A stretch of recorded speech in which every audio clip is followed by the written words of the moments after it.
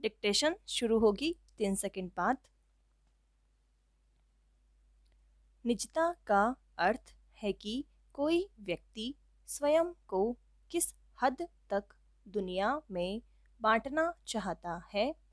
यह किसी व्यक्ति के बारे में कुछ जानकारियां छिपाने या उन्हें गुप्त रखने तक ही सीमित नहीं है। निजता वह अधिकार है जो किसी व्यक्ति की स्वायत्तता और गरिमा की रक्षा के लिए आवश्यक है। वास्तव में यह कई अन्य महत्वपूर्ण अधिकारों की आधारशिला है। निजता का अधिकार हमारे लिए एक आवरण की तरह है जो हमारे जीवन में होने वाले अनावश्यक और सुनिश्चित हस्तक्षेप से हमें बचाता है।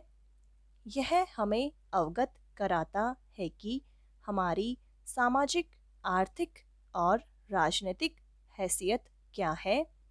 वह निजता ही है जो हमें यह निर्णित करने का अधिकार देती है कि हमारे शरीर पर किसका अधिकार है। आधुनिक समाज में निजता का महत्व और भी अधिक बढ़ जाता है। सामान्यतः निजता में दो पक्ष आते हैं।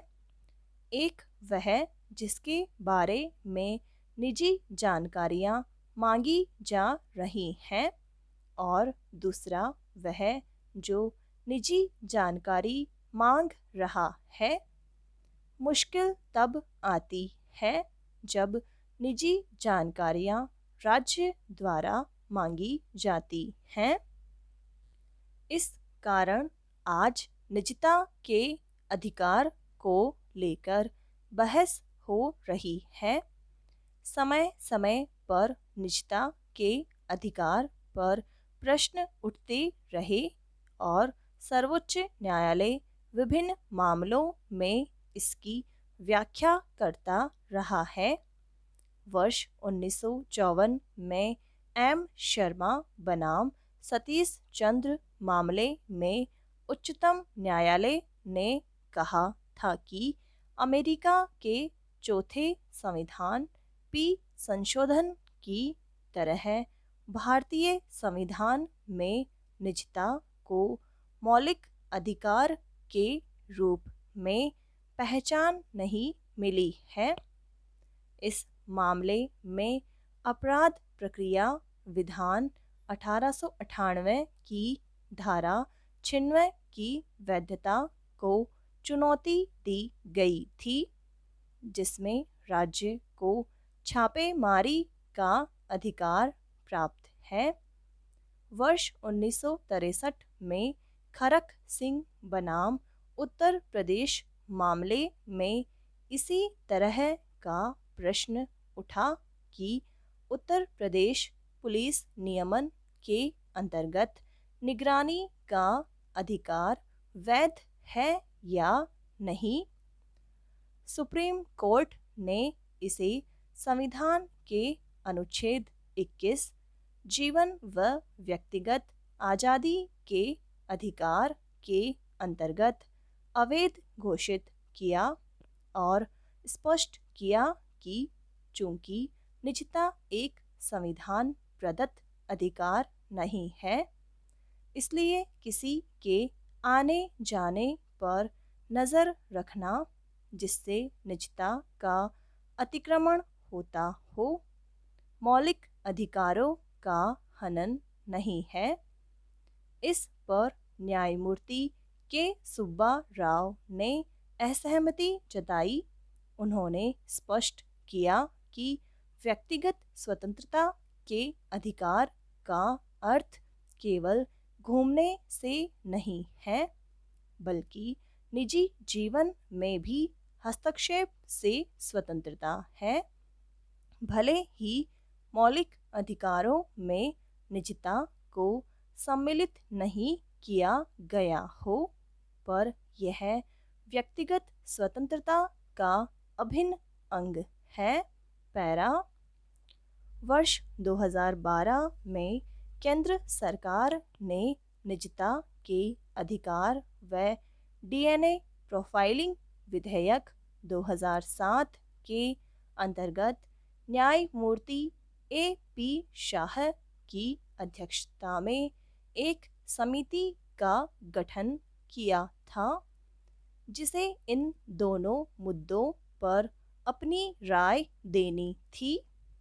समिति ने स्पष्ट रूप से अनुशंसा की कि ऐसा कोई कानून बनाने से पहले निजता के अधिकार का एक मजबूत कानून बनना चाहिए। वर्ष 2013 में भारत के सर्वोच्च न्यायालय में आधार की संवैधानिक वैधता को चुनौती देते हुए एक जनहित याचिका दायर की गई थी। न्यायमूर्ति चेलामेश्वर की अध्यक्षता वाली 3 जजों की पीठ ने 11 अगस्त 2015 को निर्णय दिया कि आधार का प्रयोग केवल सार्वजनिक वितरण प्रणाली और एलपीजी कनेक्शनों के लिए ही किया जाए। पैरा कुछ ही दिनों के बाद तत्कालीन मुख्य न्यायाधीश एच.एल. दत्तू की अध्यक्षता वाली खंडपीठ ने मनरेगा सहित कई अन्य योजनाओं के आधार के प्रयोग की अनुमति दे दी। तत्पश्चात सर्वोच्च न्यायालय में एक और याचिका दायर की गई कि क्या आधार मामले में निजता के आधार पर उल्लंघन हुआ है और क्या निजता एक मौलिक अधिकार है। संविधान के भाग 3 मौलिक अधिकार में निजता के अधिकार का वर्णन नहीं किया गया है। इन सभी बातों का संज्ञान लेते हुए जुलाई 2017 में 9 जजों की संविधान पीठ ने मामले की सुनवाई आरंभ कर दी और निजता के अधिकार से संबंधित बिंदुओं पर विचार किया जाने लगा।